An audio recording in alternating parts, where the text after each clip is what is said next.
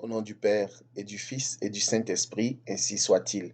Shalom, bien-aimés frères et sœurs dans le Seigneur. Nous sommes aujourd'hui le samedi 2 janvier 2021 et nous méditons l'évangile de Jésus-Christ selon Saint Jean, chapitre 1, versets 19 à 28. Cet extrait débute par les mots suivants. Voici le témoignage de Jean. Jean a été un témoin.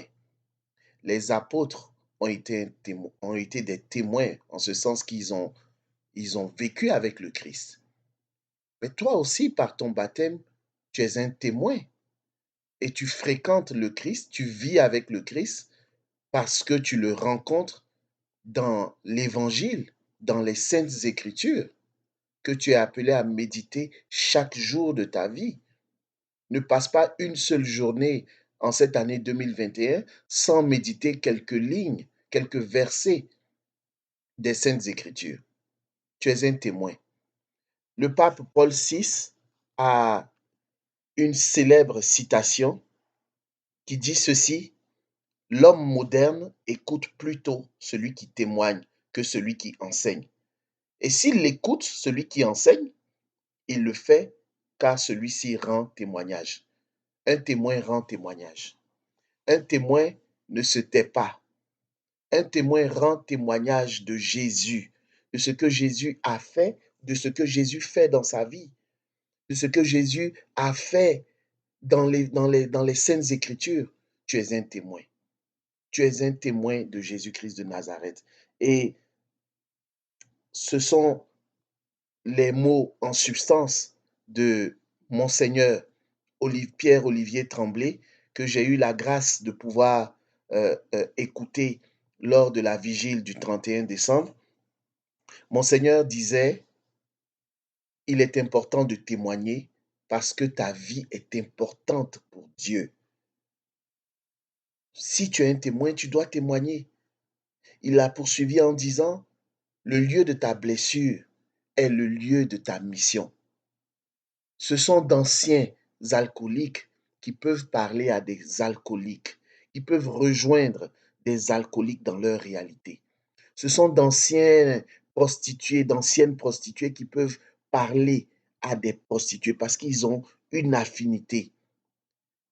Ta blessure en tant qu'alcoolique, en tant que prostituée, en tant que malfaiteur, en tant que gangster a été guérie, Dieu t'a restauré. Mais ensuite, lorsque tu te mets à témoigner, tu rejoins d'autres personnes qui vivent en ce moment ta réalité. Et Dieu se sert de ton témoignage, de ce qu'il a fait dans ta vie pour guérir, pour toucher d'autres âmes qui ont besoin aussi de cette guérison. Bien-aimés frères et sœurs, il y a une puissance dans le témoignage. Je me souviens, en 2008, j'étais dans une assemblée évangélique à Edmonton, au Canada, lorsqu'un frère est venu témoigner. Il a expliqué comment le Seigneur lui avait donné l'emploi de ses rêves. Il avait pendant plusieurs jours, plusieurs semaines, demandé des critères spécifiques.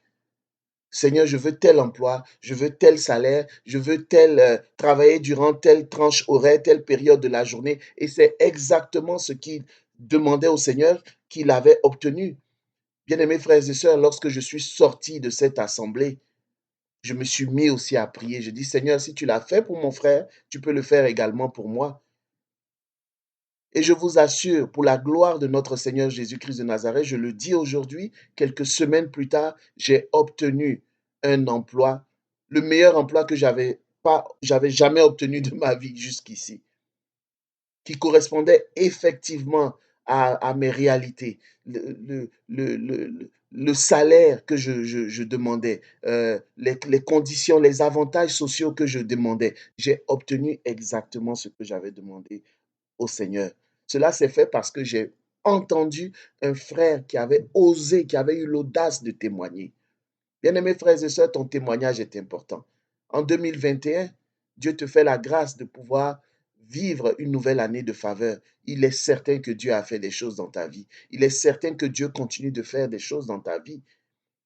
Et il veut se servir de ce qu'il fait, de ce qu'il a fait dans ta vie pour toucher d'autres personnes. Que la paix et la grâce de notre Seigneur soient ton partage Au nom du Père et du Fils et du Saint-Esprit, ainsi soit-il. Va, va en mission et témoigne de la puissance de Jésus-Christ.